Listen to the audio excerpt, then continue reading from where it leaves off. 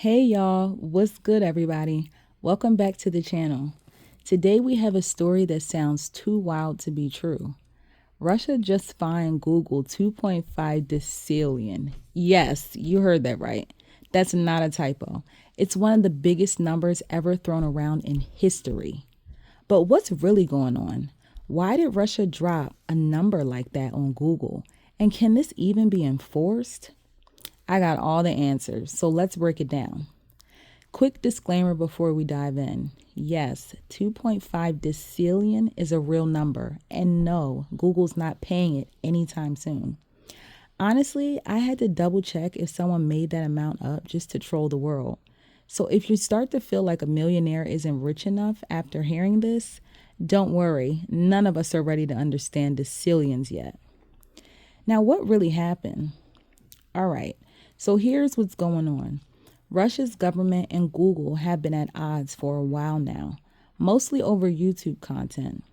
Russia has demanded that Google take down videos that criticize the government or show content about the war in Ukraine that doesn't align with Russia's official stance. Google has refused to comply with all of these requests, saying it goes against freedom of speech and YouTube's policies. Russia responded by slapping fines on Google, and they've been doing this for months. But this latest number, 2.5 decillion, that's one with 33 zeros behind it. For perspective, the entire world economy doesn't even come close to that. It's not just a fine, it's practically a joke. Russia might be sending a message loud and clear, but it's hard to take this one seriously. Why such a ridiculous number? Now let's talk about why Russia would fine Google this insane amount. The fine is part of a symbolic move. Russia knows Google can't and won't pay this amount. It's more about sending a message to tech companies: comply with Russia laws or face consequences, even if those consequences seem ridiculous. But there's a bit of irony here. Russia has already made it hard for companies like Google to operate by seizing local assets and forcing Google to shut down offices in Russia. At this point, the relationship between Russia and Western tech is on thin ice, and the fine can only add fuel to the fire. Now, can this fine be enforced? Now, I know what you're thinking. Can Russia really force Google to pay 2.5 decillion? The short answer is absolutely not. This fine is more theoretical than anything else. In fact, it's impossible to even process a number that big. Even if Google handed over every single dollar they've ever made and every dollar on the planet, it wouldn't even come close. But that's not the point.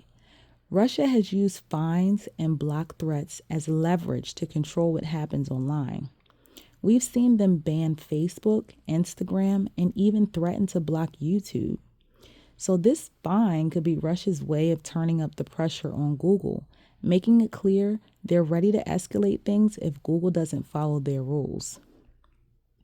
Now, what does this mean for Google and YouTube? This fine is just the latest in a long line of conflicts between Russia and global tech giants. Google could choose to ignore it, but the bigger issue is whether Russia will go through with banning YouTube. Right now, YouTube is still one of the most popular platforms in Russia, and millions of people rely on it for content that isn't available through government channels. If YouTube gets blocked, it's going to hurt content creators, regular users, and the Russian public more than Google. But Russia's government has shown that they're willing to take drastic steps, even if it means cutting people off from popular services. This could push more countries toward developing local alternatives, cutting ties with Western platforms altogether. So, what's next? This fine is more of a statement than a serious financial penalty, but the tensions between Russia and Google aren't going away. If Google refuses to comply with Russian demands, we might see more fines, and even the blocking of YouTube in Russia. On the other hand, if Google stands firm, it could set a global precedent for how tech companies should deal with authoritarian governments. The world will be watching how this plays out because it's not just about Russia and Google. Other countries are looking at how they can control content online too. Now it's time to hear from you guys. Now, what do you think Google should do? Should they pay the fine even though it's impossible, or just keep resisting and risk getting YouTube blocked? Do you think Russia's going too far, or is this just part of the game when companies operate in different countries? Drop a comment below and let's talk about it. All right, so here's the bottom line. This 2.5 decillion fine is a wild move, but it's really about more than just the money. It shows how governments are pushing back against big tech and trying to control what people see and share online. Whether Google backs down or stands its ground, this situation is going to have big implications for freedom of speech and digital platforms moving forward. Thanks for watching, y'all. As always, hit that like button, share this video with your friends, and don't forget to subscribe to the channel so you stay in the loop with all the latest updates. I'll catch you next time. Stay safe, stay informed, and stay curious. Peace.